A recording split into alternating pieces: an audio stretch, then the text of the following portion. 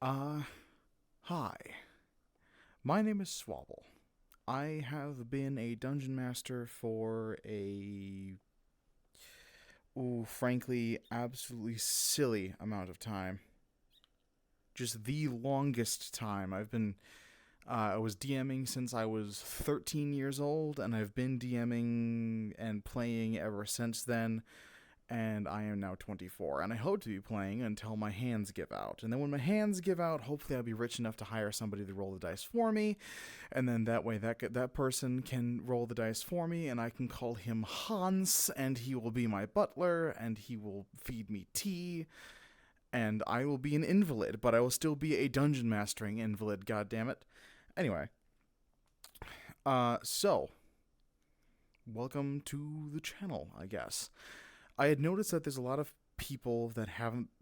There's a very distinct lack of people who are using VRChat for just stuff. Like people whenever they're doing D&D stories or something, it's usually like the actual dungeon master's face being shown, and it's usually got like skits and video editing and all this stuff. Let's be honest, if you want to listen to a D&D story, you're most often just tabbing out anyway, so that you can play, I don't know, another 1,000 hours in RimWorld or something. Guilty as charged. But if you want to watch something else, or you want to do something else, I offer you thus.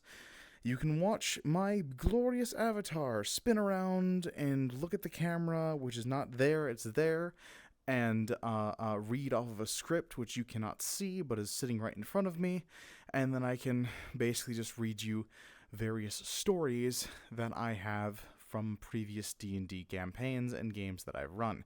In this case, because this is the first video on the channel, I shall offer you the first D&D campaign that I ever ran. It was awful, it was terrible, and I'm going to start it now. So, story 1. The Tale of the Big Ass Crab. Before I can tell you this story, I need to give you some background. I had never actually heard of the D&D streamers you would have heard of. I'd played I wanted to play D&D ever since I was like 9 years old, because somebody told me, "Hey, you can be a wizard. Hey, you can throw fireballs.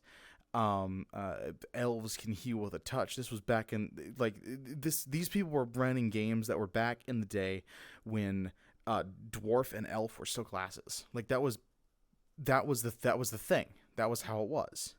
So I really wanted to play, but I was too young, and my parents' friends were usually drinking a hell of a lot of booze, and my mom didn't really want me to be around that at the age of 9. So unfortunately, I never actually got to play, but I always wanted to see it.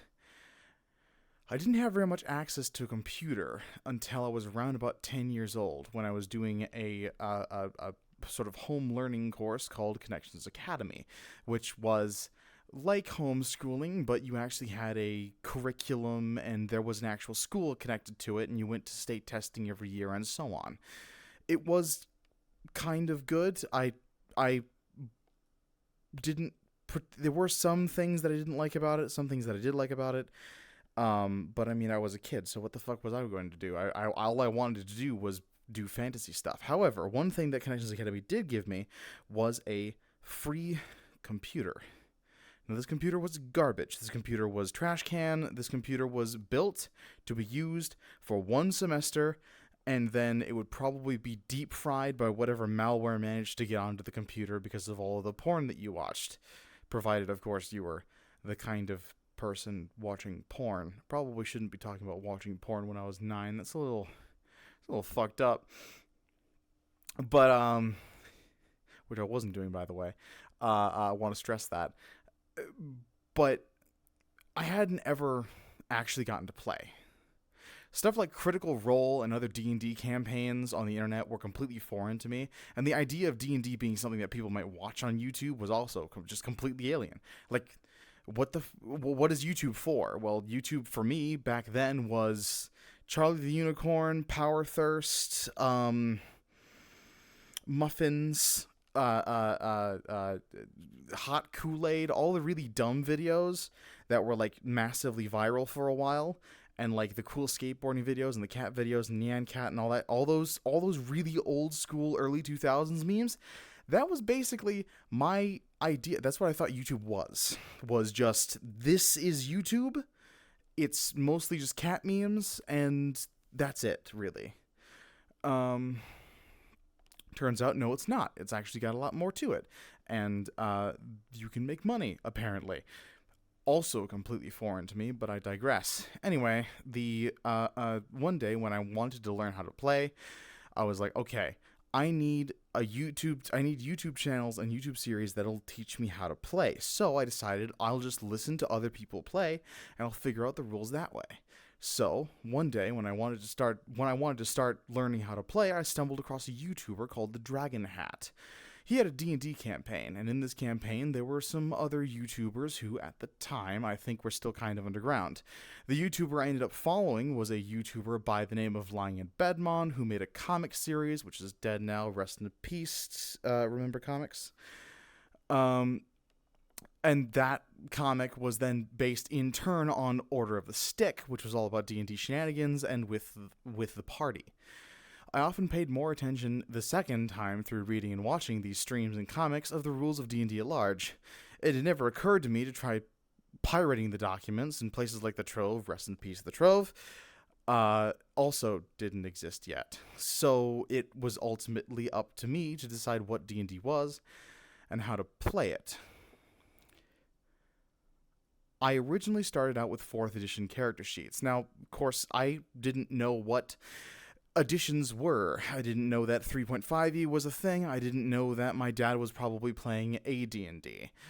I didn't know what any of the D&D campaigns were, and 4th edition was the only one that was out. And 5th edition still didn't exist yet. That was still a good, 5 years away. So, I didn't know what I was doing still. I had no clue. So I started out with 4th edition character sheets, figuring that they're all just the same. I was wrong, but I figured they were all just the same. I started with 4th edition character sheets on Roll20, threw together an extremely rough map of a village. My MS Paint skills are utterly abysmal, and I informed a friend of mine, who we will refer to as Achaeus, as that was his character name, that I wanted to try playing a new game. I got him to make an account, and together we made a character for him. How did I roll for stats?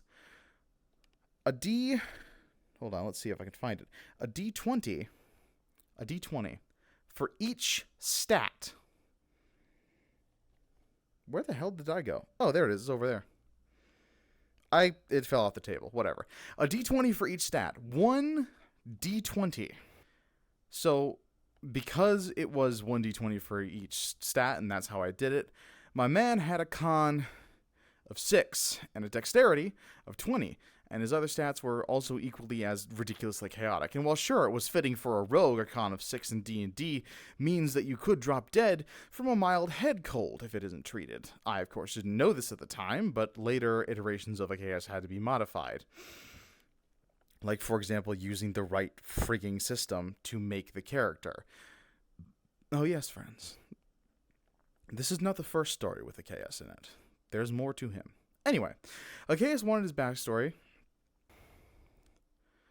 He wanted his backstory to be done up by me because he didn't have the storytelling bug all players get after a few games. He was still very new to it. He didn't know what he was doing, so I wrote it. His backstory is that his father used to own a tavern, and that he had some serious debts and back taxes on the place. Achaeus was only a teenager when his father died and left him the tavern. Achaeus tried to run it for a few months, but then a bunch of loan sharks started trying to break in to collect the debts. Achaeus knew nothing of his father's debt and lashed out against the debt collectors, accidentally killing one, and he fucking bolted. He ran away, losing the debt collectors in the streets. Now he's wanted by the law back in his hometown, and he can't go back. So now he's presumably just been running around, trying to keep away from those who might know who he is. Finally, we started our first game of D&D. I still had no comprehension of the rules, so most rolls were pretty much just fudged. Any damage values mentioned are probably totally inaccurate. Remember, I never read the rules, so nothing made any sense, and monsters were mostly just bagged to hit points. It started out like this. You start in an alleyway. There's nothing here save for some random bits of trash and garbage, and your head is swimming. You don't know how you got here. Now just imagine that I said that in about 3 or 4 octaves higher, because I was 13 or 12 or 13. I can't remember exactly how old I was when I first started the D&D, but I was still really young. My voice hadn't cracked yet. I did not sound as melodious as I do now. I had marked the map with various icons that represented what sort of building they were. The baker had a piece of bread on it. The bank had some money on it. The town hall had, I don't know, a fucking gavel or something. I can't remember. The tavern had a goblet on it. And the blacksmith had an anvil on it. Achaeus walked into the baker's and asked for a weapon. Why? To this day, I still have no clue. The baker said, I do have one weapon, I guess. This old knife here. The baker placed a rusty knife on the table. No, actually, I'm good, Achaeus insisted, but the baker said, please, take it. Achaeus took the rusty knife, even though he should have probably just turned tail and left, but it was revealed, ta-da, to be cursed by some evil spirit. It bound itself to Achaeus, and now he has a knife that was not only not rusty anymore, but now it's super evil.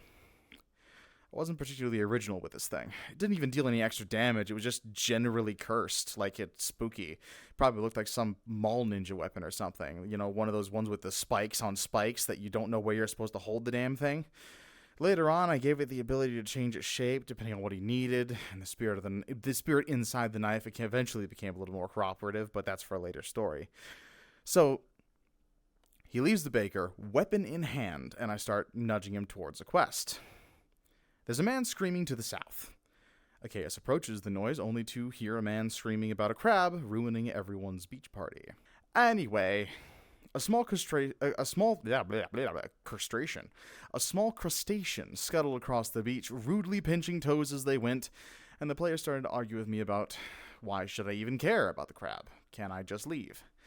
Well, or something to that effect. I wasn't so much a player versus DM situation here. He just seemed to be testing the waters of how free he was. I told him he could just walk away, but I didn't have much else planned beyond the encounter. Not that I had anything planned at all. I just have drawn a blank if he kept on choosing to ignore story hooks, so I just sort of told him that I had things planned, even though I didn't have things planned. That's how you DM, boys. I'm sure that actually sounded like a big loud knock against my headset. I'm sorry. Anyway, he decided to attack the crab, and this is where things get weird. The crab grows to be about 3 times its original size. Suddenly, without warning, the tiny crab had gone from harmless nuisance to Dark Souls boss in mere moments. Achaeus turns tail and runs, but because his little knife isn't going to do anything to such a beast, the person-sized crab leaps on top of Achaeus as he sprints, clinging to him in an attempt to pull him down, but Achaeus, insert bullshit die roll here, I'm just going to grab one of these dice and throw it, manages to keep going. All the while, the villagers are laughing at this poor man with a crab that is now latched to his head and upper torso. Eventually, he manages to throw the crab off, and ever since that day, Achaeus has been terrified of crustaceans of any kind, and I've taken full advantage of this phobia. Unfortunately, this is where that story ends. Achaeus wanted to play with a proper group and proper rules, and I was still rather poor at storytelling. I pick up things from other DMs and GMs that I was watching, not bad things per se, made the game not feel like it was me running it, instead just me mimicking whoever I gleaned the rules off of. Basically, there were idiosyncrasies of each dungeon master that I was watching, and there were things that they did like in character or as the dungeon masters that sounded cool to me, like acting in character kind of all the time, or there were certain characters in those games that I just wanted to pretend to be like, despite the fact that I was supposed to be the DM. So instead of talking as an NPC and being like, hey man, talking as that NPC, I would sound like a combination of that NPC, their dungeon master, and then some other NPC that I had watched in a YouTube video or something. It was awful. So after I realized that I was still kind of ass at the game, I spent the next year of my life looking for new D&D players to join the group and trying to dig up whatever rules I could without having to buy the books. I was young and I was broke, so I had to get by with the homebrew wiki. This session was awful. Almost the single worst session I've ever ran. I say almost because I'd run sessions that not only didn't go anywhere, but the whole table was made up of those players that are just there as an excuse to hang out, which usually results in awkward silences and occasionally chuckling at a YouTube video. The session was, hold on. There we go. But I did learn something from that first terrible session. I learned that player or DM, if you want to play D&D, you shouldn't wait around for someone to offer to let you play a game. Go out there, find a few randoms, roll some dice. Sometimes you don't even need any rules. That session was bad. It was bad. Like, it was awful. But we still had fun. So much fun, in fact, that Achaeus joined his D&D club at school and eventually introduced me to that D&D group, which I have now been a part of ever since. They are my main group. They are the people that I talk to and interact with most often. And while most of the time now I play with them as opposed to DM for them, I DM for another group now. I DM for different people. And I don't yet know how I want to do these stories. Most of it's been like, some of this has been read from the script, which is in front of my face. And some of it is just me like waffling on and on about just random things that popped into my head because attention deficit disorder is a bitch. But, or whether or not I want to go a little deeper, maybe, like actually do character voices and all that garbage. But I do intend to try to use some of these videos as a sort of game diary for current games that I'm playing, as well as for me to share some of my old war stories like this one. I hope you enjoyed this diatribe. If you did, like, subscribe, bell icon, throw me $20 in the comments. Don't do that. I'm not being serious. And yeah, just if you liked it, great, fantastic. If you liked it, leave a like. It would make this little Midwestern Wisconsinite boy's heart ever so happy to know that you got at least a mild chuckle from my giant crab story. Well, I better let you go now. Bye-bye. Don't forget the roadie and a bag of rose and rhubarb before you go. Bye-bye now. Talk to you later. Yep. Bye.